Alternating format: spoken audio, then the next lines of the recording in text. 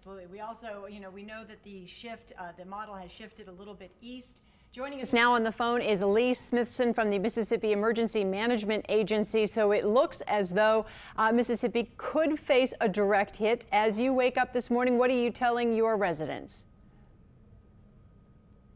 Need to expect a direct hit. The forecast continues. The track model is shifting left and right, and we just don't want to depend on that. So we're telling everybody, be prepared for a direct Mississippi coast hit, with the biggest concern being up to 10 feet of surge and then inland of flooding. So that is the biggest concern that we have, is surge, inland flooding, and then the winds, of course. So we're telling everyone in the 3 coastal counties to be prepared for a very, very significant event.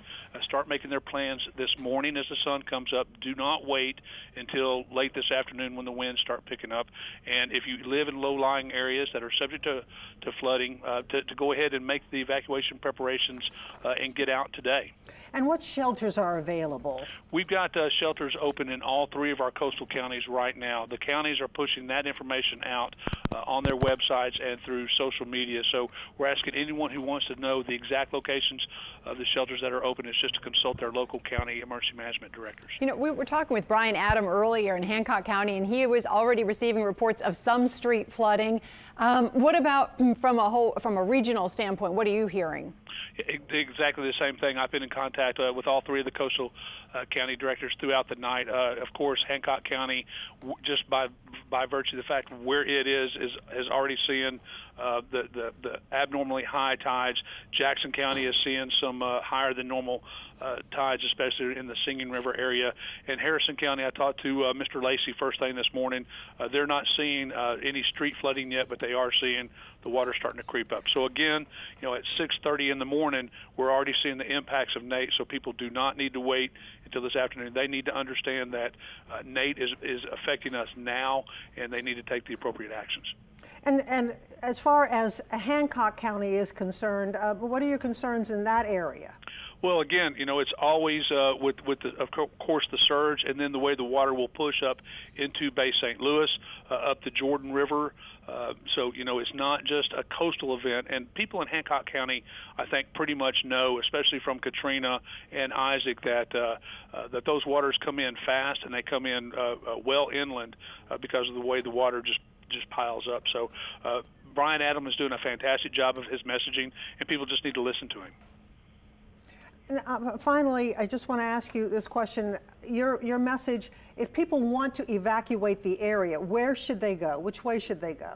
Well, obviously they need to go north, but all 3 of our coastal counties have very, very good 361 safe rooms that are still located within the county. So we're not asking people to go all the way up to Hattiesburg.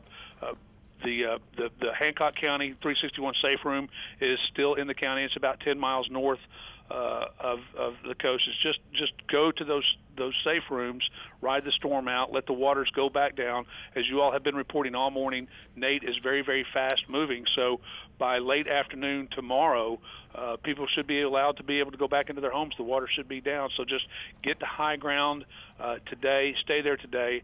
And even people who aren't in flood-prone areas, but if they live in mobile homes, we are expecting hurricane-force winds, so those people need to get out as well. But there are plenty of shelters throughout the Mississippi Gulf Coast for people to go to. Okay, and we have a list of those shelters. Where can people get that list of shelters if they need that in Mississippi?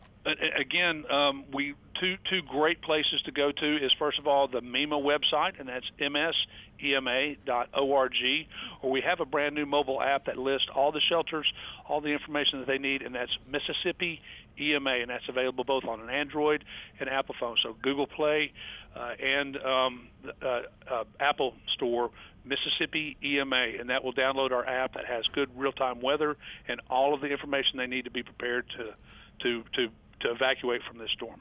All right. Well, Lee Smithson, thank you very much for joining us this morning from Mississippi, and our thoughts and prayers are with our friends and family and neighbors in Mississippi right now. And we know among those, thank you very much. And we know among those shelters to which you referred, we've got one at West Harrison High School in Gulfport. the LaBowie 361 shelter in Pass Christian and the County Farm 361 shelter in Gulfport, but that's and we also have one in Saussure as well. That's located on Lizana Road, 361, and then also D'Iberville High School shelter is open in D'Iberville. All right, so they are opening up places throughout Mississippi, and of course we've got crews fanned throughout the region.